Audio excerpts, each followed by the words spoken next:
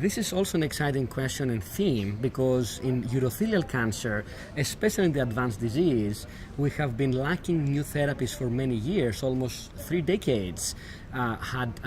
passed before the advent of immune checkpoint inhibitors. In 2016,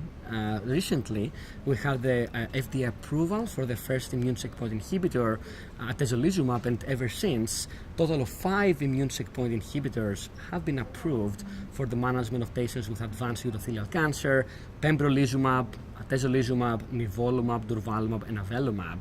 And these 5 immune checkpoint inhibitors have been approved for the treatment of patients with platinum-resistant or refractory metastatic advanced urothelial cancer, and 2 of them, atezolizumab and pembrolizumab, have been approved as a first-line therapy in patients who are not fit enough to get cisplatin and they have high PD-L1 expression in the tumor tissue or are unfit even for carboplatin chemotherapy in this first-line chemotherapy-naive setting.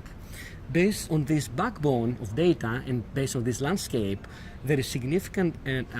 attempt in the field to develop more therapies and to use this backbone of immunotherapy and of course chemotherapy, which has been the cornerstone for many years, cisplatin-based chemotherapy ideal in the first line, or carboplatin-based chemotherapy in those who cannot get cisplatin.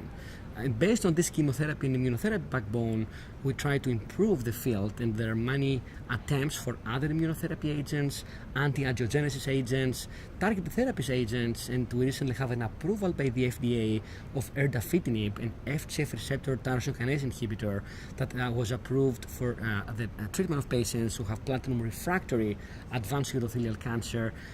and they have tumors exhibiting genomic alterations, mutations or fusions in FGF receptor 2 or 3. So this is a new development for advanced urothelial cancer. The approval by the FDA came on April 12, 2019.